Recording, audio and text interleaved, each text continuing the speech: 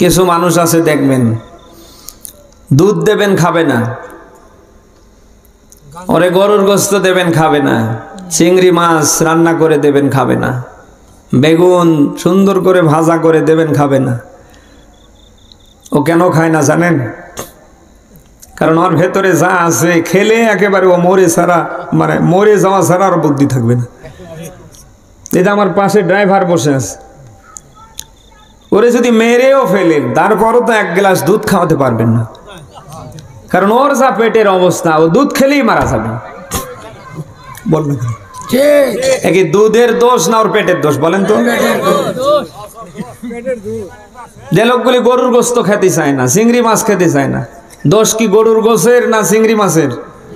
দোষ তো ওর শরীরের, কারণ ওর পুরো শরীরটা অ্যালার্জি একজিমায় ভরা। বলেন না কেন? ও খেলেই তো জায়গার কাপড় চোপড় জায়গায় রাখতে পারবে না। তাই বলে কি আপনি ওই গরুর গোশত আর চিংড়ি মাছের দোষ দেবেন? আরে ভাই দোষ তো আপনার, স্বীকার করেন না কেন? আগামীতে আল্লাহর কোরআন দিয়ে রসুলের সুন্নাহ দিয়ে যদি দেশটা চলে, আপনারা যা করছেন আপনার এই ধান্দাবাজি আর 24 ঘন্টায় দেশে মানুষ থাকতে দেবে।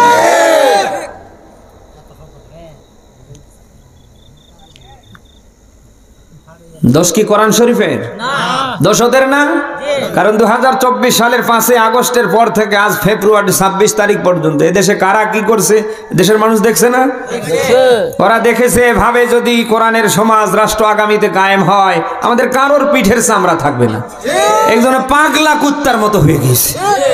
এমন এমন মানুষ নিয়ে বাজে মন্তব্য করছে, যে মানুষগুলি আল্লাহর আসমানের নিচে জমিনের উপরে শ্রেষ্ঠ মানুষ। বলেন না কেন? কখনো এর কথা বলছে, কখনো ওর কথা বলছে। কেন বলেন তো?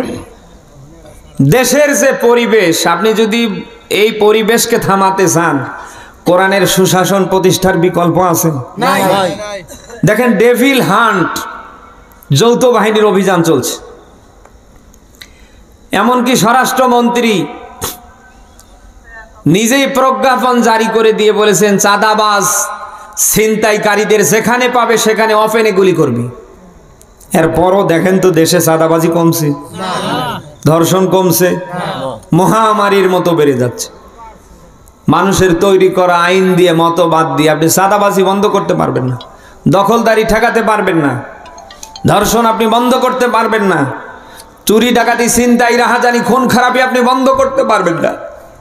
এটা যদি বন্ধ করতে চান, আগামীর বাংলায় কোরআনের সুশাসন প্রতিষ্ঠার বিকল্প নেই। আমি হুজুর যতই ওয়াজ করি, চাঁদাবাজি বন্ধ হবে? ওয়াজ তো আর কম হচ্ছে না। চাঁদাবাজিদের, যারা চাঁদাবাজি করছে, চাঁদাবাজদের বিরুদ্ধে তো কম কথা বলছি না। যারা দখলদারিতে লিপ্ত, এদের নিয়ে তো কম কথা বলছি না। কই কমছে? আরো বেড়ে যাচ্ছে না? 5 বছরের একটা শিশু, কন্যা শিশু, সেও নিরাপদ না। মায়ের সাথে স্টুডিওতে গিয়েছে ছবি তুলতে, সেখানেও ধর্ষণের শিকার। চলন্ত বাসে, যেখানে 40-50 জন করে মানুষ প্রতিনিয়ত থাকে, চলন্ত বাসেও মা বোনরা ধর্ষণের শিকার হচ্ছে।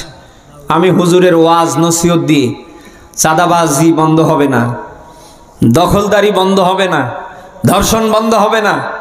এটা বাংলায় যদি বন্ধ করতে চান, কোরআনের সুশাসন প্রতিষ্ঠার বিকল্প নেই। আপনারা দেখেছেন না, করোনায় মাস্ক পরা বাধ্যতামূলক।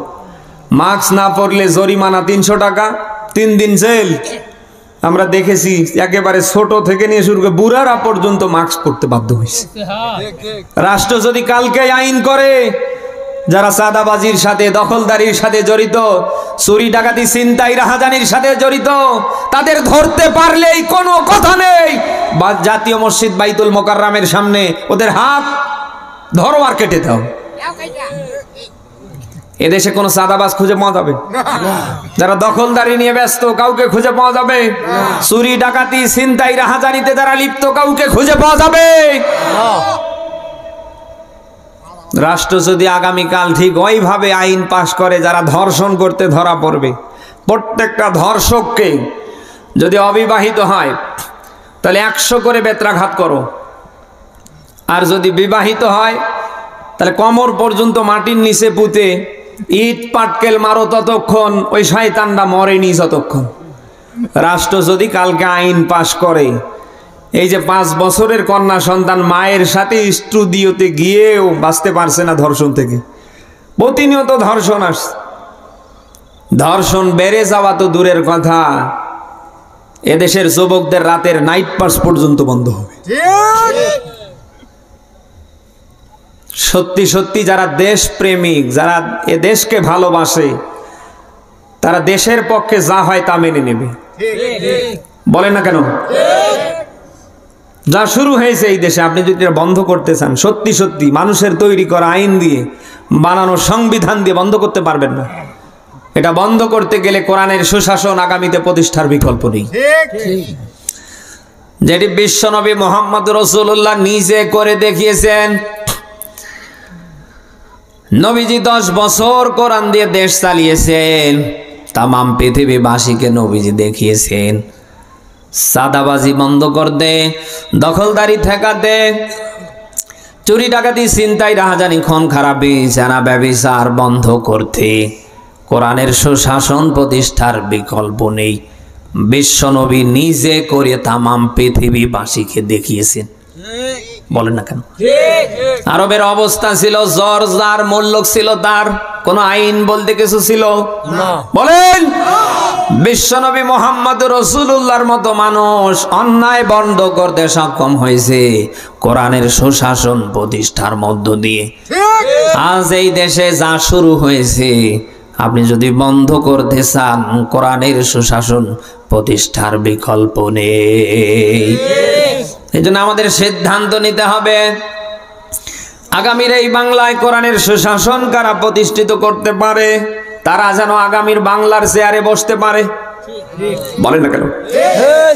কোন সাদাবাজকে ক্ষমতার চেয়ারে বসিয়ে সাদাবাজি বন্ধ হবে না, কোন দখলদারকে ক্ষমতার চেয়ারে বসালে দখলদারি বন্ধ হবে না, কোন ধর্ষককে বাংলার চেয়ারে বসালে ধর্ষণ বন্ধ হবে। বলেন, তেঁতুল গাছ লাগিয়ে যদি আম খাবার আশা করেন তো মরে যাবেন, এরপর আম পাবেন না। বলেন না কেন? আপনি যদি আম খেতে চান, আপনাকে আম গাছ লাগা লাগবে। তো আম গাছের কাছে গিয়ে যদি তেঁতুল আশা করেন, ওটা যেমন বোকামি। আগামীর এই দেশে কোন সাদাবাজকে বসিয়ে, দখলদারকে বসিয়ে, কোন ইফতিজারকে বসিয়ে আপনি যদি সাদাবাজি, দখলদারি, ধর্ষণ ঠেকাতে চান, এটাও এইরকম একটা বোকামি।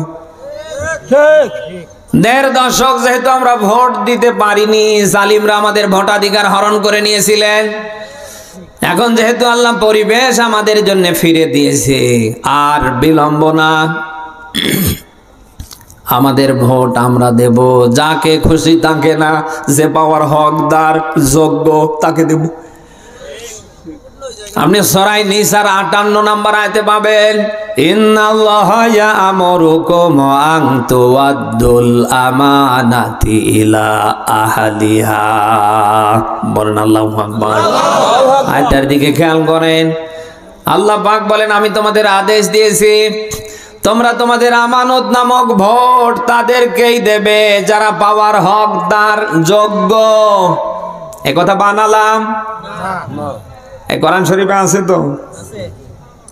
আপনার ভোট আপনি যাকে তাকে দিতে পারেন না, যে পাওয়ার হকদার, যে যোগ্য, আপনি কেবল তাকেই দেবেন। কোন সিটার, বাটপার, 2 নাম্বার মানুষকে যদি আপনি ভোট দিয়ে ক্ষমতার চেয়ারে বসান, ও চেয়ারে বসার পরে যত চুরি করবে, যত ছিনতাই করবে, যত খারাপ কাজ করবে, আপনি না করে ওর ঘানি টানবেন। বলেন না কেন? এই জন্য আপনাকে সিদ্ধান্ত নিতে হবে।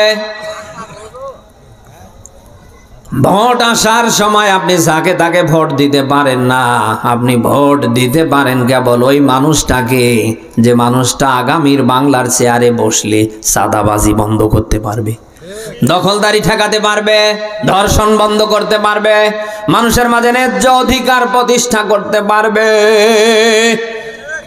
আপনি কি সবাইকে রায় দিতে পারেন? বলেন, এই আপনি কি সবাইকে সমর্থন করতে পারেন?